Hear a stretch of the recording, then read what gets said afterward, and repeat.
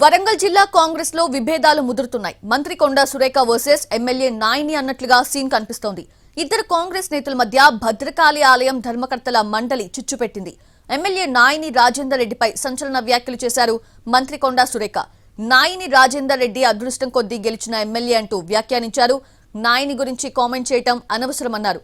దేవాదాయ శాఖ మంత్రిగా ఇద్దరికి పదవులిచ్చే స్వేచ్ఛ లేదా అని కొండా సురేఖ ప్రశ్నించారు.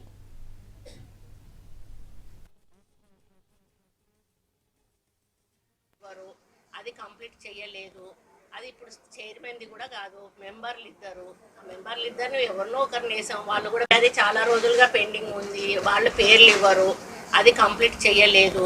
అది ఇప్పుడు చైర్మన్ది కూడా కాదు, మెంబర్లు ఇద్దరు ఎవరినో ఒకరిని వేసాం. వాళ్ళు కూడా పెద్ద మాకు మా వాళ్ళు నా వాళ్ళు అనేది కూడా ఏం లేదు. మాకు పైనుంచి ఒకరిద్దరు అడిగిన వాళ్ళ పేర్లే వేసాం. మేము కావాల్సుకొని మా వెంట తిరిగే వాళ్ళు అనేది వేయలేదు. ఇంకా ఆ మాత్రం ఒక గుడిలో కూడా నాకు ఒక ఇద్దరి ధర్మకర్తలను కూడా సొంతంగా వేసుకునేటువంటి అధికారం లేదు అని చెప్పడం చాలా బాధ. ఆయన నాకంటే చిన్నోడు నాకంటే ముందు నుంచి కూడా ఎమ్మెల్యే కావాలనుకున్నాడు. పాపం నా తర్వాత అయ్యిండు, ఏదో అదృష్టం కొద్ది అయ్యిండు. నేను ఆయనని ఏమీ అనదలుచుకోలేదు. ఎందుకు